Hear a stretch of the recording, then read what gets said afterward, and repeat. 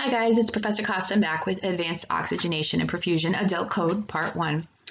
This is the one class that I look forward to teaching every semester. And I know that most of you haven't met me in person. I like to walk around class. I use my hands. I bring props. And this is I love ACLS. I was an instructor for years, and I like the hands-on component. I always bring a mannequin and an AED, and we take turns, and well, we're not going to do that today. So hopefully, you'll get the opportunity. Usually a lot of students will sign up for an outside ACLS class. Sometimes there are instructors at CCRI that will offer that privately, and it's a nice thing to have on your resume to, have to say to a potential employer that you're that invested that you went and got certified already. So hopefully you'll get to do that and do the hands-on. And I'm praying that we get into the sim lab, and not going to spill the beans, but you might need some of these skills if we do make it to sim lab. All right, but I am going to miss the hands-on. I pull people up to the front. We act as parts of the code team. We practice recording. And it's just not the same on this format. So let's meet the code team. We have the first responder. So if this is occurring outside of a healthcare facility, it may be a family member or EMS. If it's within the hospital, it could be the primary nurse or a CNA, who knows. That's why everyone in a healthcare facility is required to have BLS. So anyone that could come across a client that has unfortunately coded, we want those important first few minutes to be as productive as possible. We want those compressions done, all right? Then we'll have the code leader. When we talked about types of leadership, we definitely want an autocratic type leader here. We want a boss, and we want the boss to be very clear and very authoritative, and that's it, right? We don't want a democratic process in a code. We don't want people to go, maybe we should do this, and let's talk about it for half an hour. No, we want one clear leader. They're in charge. They tell us what to do, and we do it, okay? Then we'll have an airway manager. Usually respiratory therapy appears first, and then in many facilities that I've worked at, we have our airway specialists, which are anesthesia. So anesthesia CRNA or an anesthesiologist, or one of the ICU docs, someone that has experience intubating a patient, usually manages the airway. In a not simple, but in a simple code though, we don't need an advanced airway right away unless the cause is absolutely a respiratory cause. And respiratory therapists are trained to manage the airway during a code blue. Okay. Recorder or timekeeper. This is a really, really important job. I'm not going to stress that. I can't stress that enough. Like, everybody's job is important, but when we're all done, this is a person who fills out the actual code sheet that goes into the client's record. So this is a person who's responsible for documenting this huge event. And believe me, a code gets reviewed. There isn't a single code that a person from risk management or maybe even lawyers down the line don't look at this document. It has to be accurate. It's also really, really hard to do. So I avoid this like the plague. If someone starts handing me the code sheet, I'm like, oh, you know what? I'll do compressions.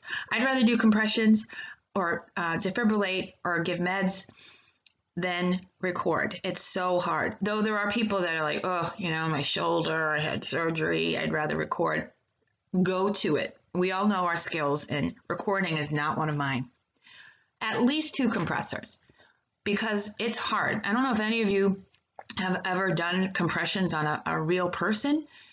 You get exhausted. That 2 minutes feels like 2 hours, especially if you're out of shape like me and older and, So maybe some of you youngins, you 22-year-olds that are that are leaving CCRI young, and maybe you'll be like, oh, that's a great job to do. Go for it. And I do prefer compressing over recording. Oftentimes the compressor ends up being the first responder. So because that's the job you're going to take up. You find the patient, you activate the system and call for help, and then you start doing compressions. So, and it leaves you free while you're compressing to give report as people show up. So sometimes you just stay with that position. So not a bad thing. You get that you're in the central part of it. You get to watch the code and you're still available to answer questions, but we need at least 2. I've been in codes that have lasted hours. We need more than 2, but for brevity on this slide, I put at least 2. And in a perfect world, we may have 40 people lined up one by one, but we don't have the room in hospitals. You may be in another type of healthcare facility where there's only a handful of people and you don't have a choice and you've got to go round robin and everyone has to take a try. We need someone with the code card. So medication and defibrillator. Depending on how many people you have on your team, you may have 2 people doing this.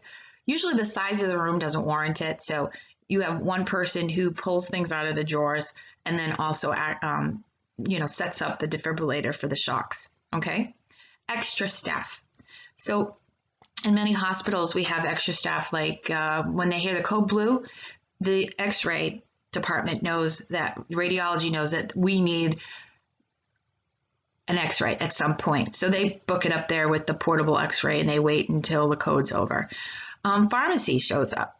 The nursing supervisor is an invaluable resource because if you have, I know we don't have family around during the summer of 2020, but family is around, or looky-loos, people from all over the hospital, all the residents, like, ooh, a code, let's go peek. They act as the gatekeeper and they kick people out and, if you're not in this code, get out of here. They also will facilitate transfer. So if you're in one of the community hospitals, you may be transferring your patient to Rhode Island Hospital if, the patient needs, coronary reperfusion therapy, like the cath lab. So they facilitate that transfer. So if you have a patient that has acute coronary syndrome at one hospital, they may need to be transferred to another. All right. So invaluable resource. The secretary answering the phone calls, and then the other staff on the unit are going to take care of all the other patients. So the team. So every member of the code team is important. They all have a voice. They all should be able to speak if they think there's something going on. Every team member should have one role. So you shouldn't be doing compressions and running the defibrillator and giving medications and running the code, okay? The only person that may have more than one code role, but I kind of combine them, is that code card person. Every person should feel as if they can speak up during the arrest. Maybe, your guardian angel was on your shoulder and whispered into your ear, if you believe in a deity that, and tells you the right thing. Or maybe your subconscious tells you something that no one else has picked up. So if you sense something going on, or you see something going on that could help this patient come back, then you should speak up. So our first responder, you have come into this program with healthcare provider BLS. It is an expected thing that you have coming into this course, that basic BLS. You have to know basic BLS for your exam, all right? So you are going to follow the BLS algorithms. So what do? We're going to assess our patient's responsiveness and breathing and identify issue. And we're going to try and remember when this happened, right? So we're going to activate that chain of command. We're going to call for help and code cart or the AED, depending on the location, right? So if we're in the TF Green Airport, if we ever get to fly again, and you see someone go down, we're going to do the same thing. We're going to do our BLS algorithm. We're going to quickly assess our patient, call for help, and we're going to get an AED. If we can, if they have them at the airport, right? The TSA guys have probably defibrillated more people than you think. If we're in a healthcare facility, such as Rhode Island Hospital or, Kent, you're going to initiate a code blue. And this is per agency unit protocol. So there are agencies, long-term care, acute rehabs, that don't have a code team. They don't have a crash cart. They have an AED, perhaps. And what their policy or protocol would be is to call 911 and then start BLS. We're going to start our CAB, compressions, airway, breathing, until help arrives. If the first responder is also the primary nurse, that's the person who's going to give the information to the code team or EMS, right? So with a history using SBAR communication, situation, background, assessment, and recommendation. This needs to be brief, folks. This isn't, well, when she was 2, she had a hangnail and her mommy clipped it. Nope, nope, nope, nope, nope. Just what, pertinent medical information, what you found, okay, and your recommendation, okay? And then reports the beginning of the time to the recorder. So whenever that poor person that gets handed the code sheet starts recording, or I know you've seen this where we start writing things on the back of a paper towel. You got to write stuff down. However you write it down, it does have to be transcribed onto the code sheet, however you want to do it. I've actually never seen anyone actually record a live code accurately on the sheet while it was happening. Most people just write time, what it was. But whoever it is that gets stuck with that job, you're going to tell them approximately what time you came across your patient in this dire situation, all right? And the first responder, again, may be designated another role after the team arrives. In most cases, you end up being one of the compressors, but you could end up doing airway management or however it is, but usually you stick around because people don't want you straying too far because you're the expert on the patient. You're the primary nurse usually, or the CNA, or somebody that has met the person before they succumbed. The code leader. Whoa, this is an important job. And it has to be really clear who's in charge, right? And we do want someone in authority. We're not an autocrat here. Okay. So the first physician or EMS on the scene who identifies themselves as an ACLS certified provider shall assume the code leader responsibility. And they will announce themselves. They'll take out their Superman cape or whatever, and they'll say, I'm running this code. If you don't hear someone announcing that they're running the code, feel free to say, who's running this code? You need to know who's running the show. Okay. So they supervise the code response and they delegate responsibilities according to the ACLS algorithms. Why do we teach you the ACLS algorithms? Because every single facility in the United States uses ACLS algorithms, okay? You identify yourself as a code leader. May say, I am running this code, okay? And then they delegate and assign tasks to the code team members. They direct the effort, they do all the orders. So they'll tell you when to give medications and when to shock. They communicate with team and the recorder to determine the timeline for meds and other interventions. So the recorder and the team, the code leader, are going to talk back and forth. And the recorder is also the timekeeper. So they'll notify the physician that it's been 2 minutes since the last dose of epi, or it's been 2 minutes, we've completed 2 minutes of CPR. All right. They decide if the patient needs an advanced airway or if just a bag valve mask is appropriate. They will collaborate with the code team. A good code team leader will ask and will reiterate what's been occurring. So we found this patient 15 minutes ago in respiratory arrest, pulseless. We began high quality CPR, and they'll go through the list of things that we've done. And then they'll ask, does anyone have any information that we're missing, or is there something else we can try? All right. And I have been in codes where they've asked these questions and we were able to, reverse the cause and bring the patient back. So they're going to determine the length of time for resuscitative efforts. And I know this sounds awful, but, a young adult, 22-year-old who, overdosed, we're going to be in that code for a long, long, long time. Okay. A 95-year-old with end-stage cancer, COPD, diabetes, with dementia, who is still a full code, we'll go through the algorithm, but we're not going to be in there for hours because the likelihood of a positive outcome would be next to nothing. Okay, so that's for the physician to decide.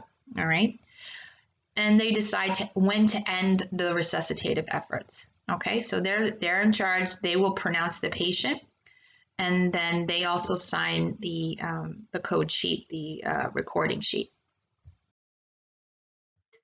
Airway managers. So these are people who are trained in advanced airways. So an MD, a PA, NP, or a paramedic. And respiratory therapists can perform bag valve mask ventilation. Sometimes it's two nurses. Sometimes we don't have a respiratory therapist. So part of the ACLS certification when you actually go to a course is you have to demonstrate that you're able to use a bag valve mask appropriately, okay? And that you can manage an airway prior to arrival of an advanced practitioner. So when we're using a bag valve mask, we use 30 compressions to 2 vents, right? So 30 to 2, that's not any different from BLS because it is BLS. If we have an advanced airway in place, this changes a little bit, and we're going to go to 1 breath every 6 to 8 seconds. So as soon as you get an advanced airway, we change how we operate. We no longer do the 30 to 2. You just do continuous compressions, and then the airway manager will deliver a breath every 6 to 8 seconds. So that's important to know. I would put a little star on that. So the airway manager would insert the advanced airway if needed. They're going to confirm the advanced airway, and they're going to secure the advanced airway. So look back onto your oxygenation lecture, and you'll see that we have during a code situation, we don't have the luxury of stopping everything. Oh, stop the compressions while we take a chest x-ray. No, we do want eventually a chest x-ray if we bring this patient back, but we don't have the luxury of time. If we're still doing compressions, we're going to confirm that using things like a CO2 detector, or we're going to auscultate, or any of the methods in your oxygenation lecture. We're going to use one of those methods to confirm the placement of the airway. They're going to secure it. And usually at this point in a code situation, we're using tape. And the airway manager also helps perform ventilation. So the code cart manager, the person that has the cart with them, and they usually end up doing the running the defibrillator and giving medications. Though again, they could also have 2 separate people if you have plenty of room. So these are 2 important roles which may be separated depending on the location and size of the team. So if you're in the OR and you got a lot of room, then you might be able to have 2 people do this. They're also responsible for obtaining contents of the code cart for the team. Anything you could possibly need to save someone's life is probably in the code cart. Things to draw labs, arterial gas kits. We have central line kits. We have IV fluid. You name it, it's in there. Okay. Medication administration is usually done by an RN, but it can be done by an MD, EMT, or a pharmacist. I love it when the pharmacists show up to a code, because one of the most common meds we give in a VFib or VTAC arrest is amiodarone. And you guys, in SimLab may have done this before, but amiodarone in real life, it's the consistency of Dawn dish soap.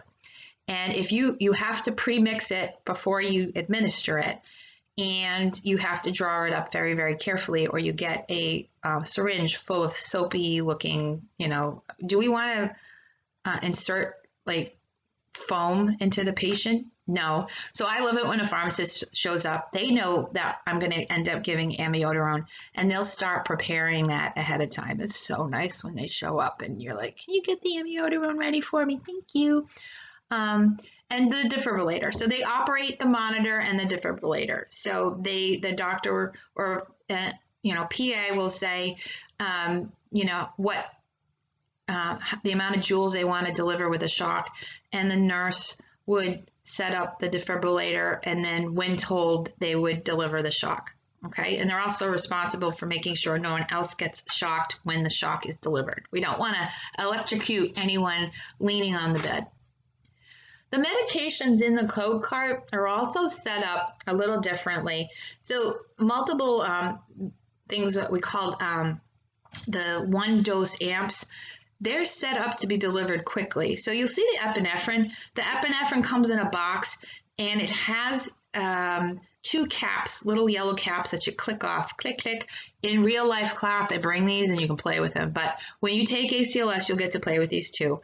So you flip those off, you connect it to the ready syringe, and then you'll see on this syringe itself, you'll see a little green cap with a yellow topper. You have to remove the yellow piece, but you have to keep the green piece. All right. There's no lure lock if you take that off. It has an oldie-timey needle still in it for the, the 1 in a million hospitals that's still using needle systems, so that in an emergency they can still have a needle available. So if you rip that whole green piece off of the syringe, you're not going to have a lure lock. So just the yellow part comes off. And then you'll see some medications need to be drawn up. So in the crash cart, there'll be syringes and needles. And there are some things that have to be drawn up because they're not stable in the other, they're in a glass ampule. They're not stable otherwise.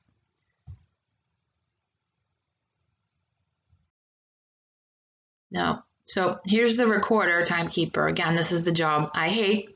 Have done it. Not my favorite thing. It's really, really hard. So this person serves two important roles. They record all activity and the time it occurred.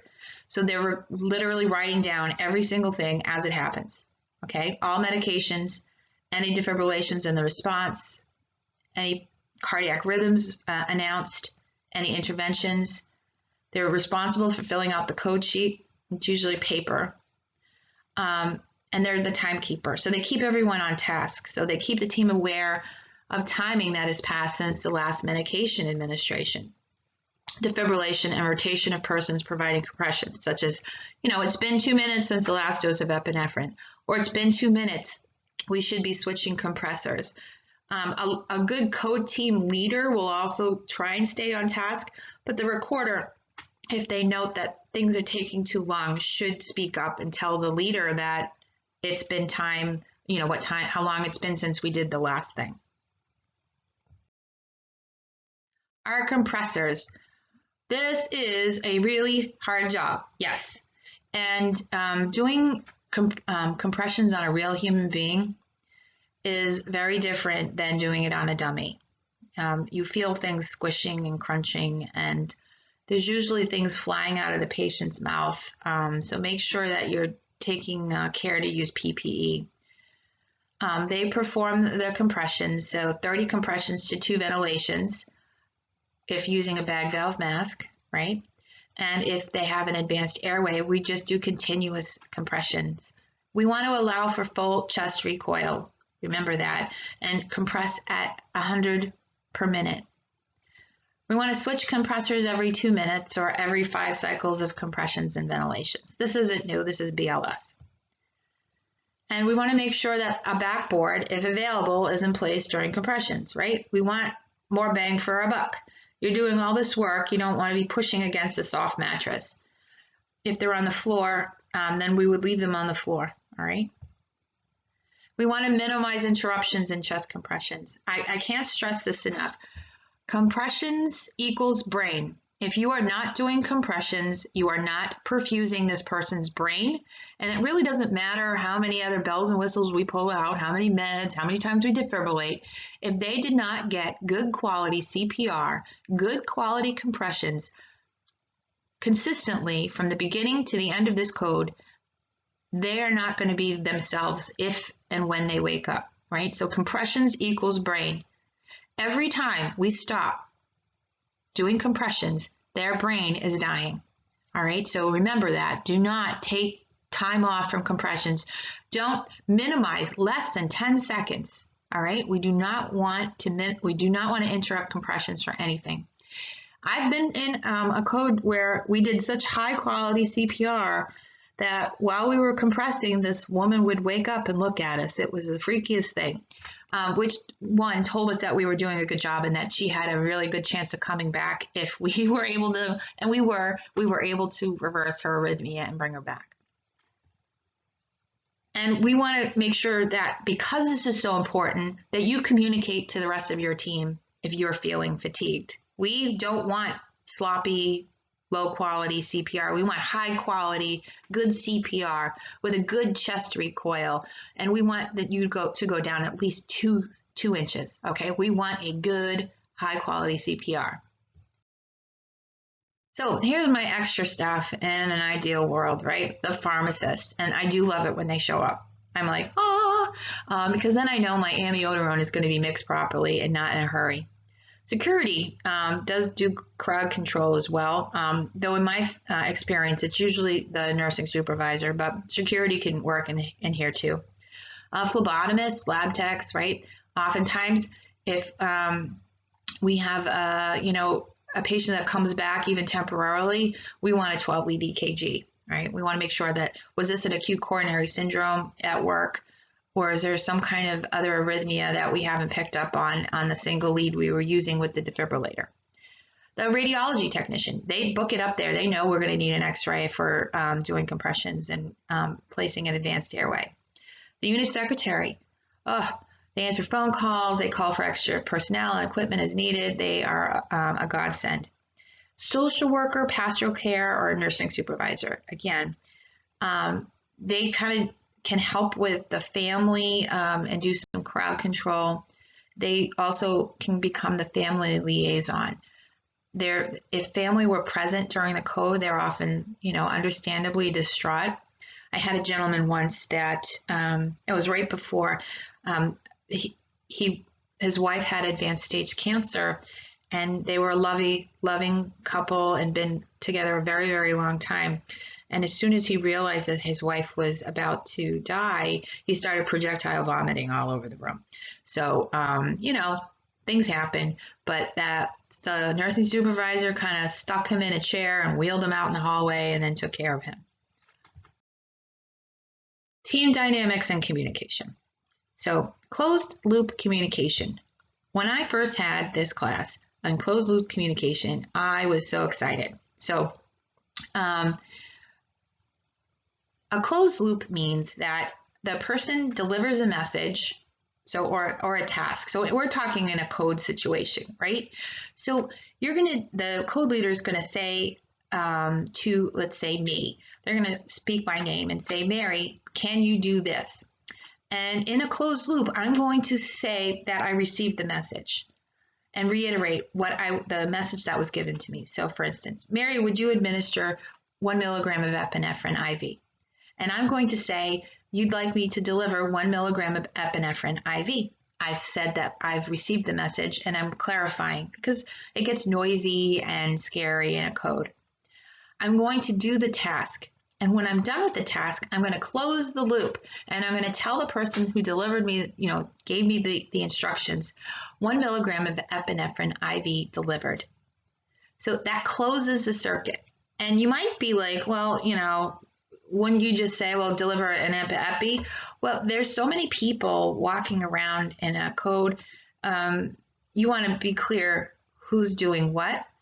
And it may not be as simple as a medication administration. Usually there's somebody at the code cart and it's pretty clear who's giving meds, but it might be something outside the box. Like, can someone grab a pillow to put under the person's hip? If you say, can someone do something, believe it or not, there's so many people doing their own thing, they may not realize who that direction was directed to, okay? I'll use my own kids for an example. So I have 4 sons, and all of you parents out there know this, that if you ask anyone, can someone do this, that everyone's almost like, not it, and it ends up not being done. So when you use closed loop communication at home, I give the task to a specific kid by name. So everybody else knows who I gave the job to, and then I ask for, did you hear what I said? And I get that reception nod or whatever. And then I come back and I did you do it? So closed loop is great with kids, or, who can bring the groceries in. But in a code, it's very scripted, and we want a clear loop that you received the message, you did the task, and you're informing the code leader that it's done. Very clear messages, clear roles and responsibilities. You also have to know your own limitations, okay? If they ask you to start an IV on this patient in a dire situation, life or death, and you don't know how to start an IV, you need to speak up and say, I don't know how to do that. Okay, so know your own limitations and speak up.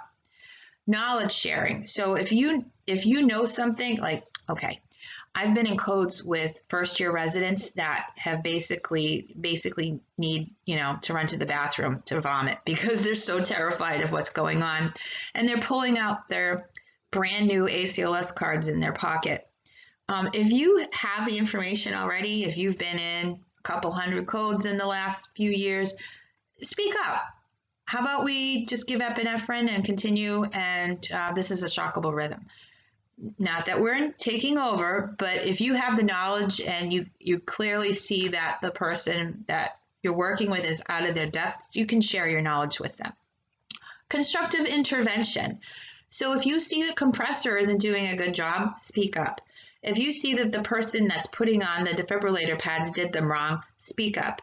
It's not going to hurt anyone's feelings, or it shouldn't hurt anyone's feelings. This is life or death, and if it's being done wrong, then it needs to be there needs to be an intervention.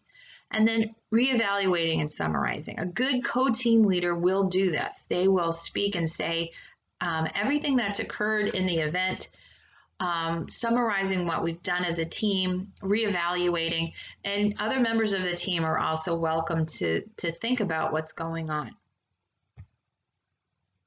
Mutual respect. There's no reason to make derogatory comments, to say anything bad about a person. Everyone gets excited, and if this is a patient you've worked with for a while and you have grown close to, then tensions can be quite high, but we need to be respectful and professionals during this situation.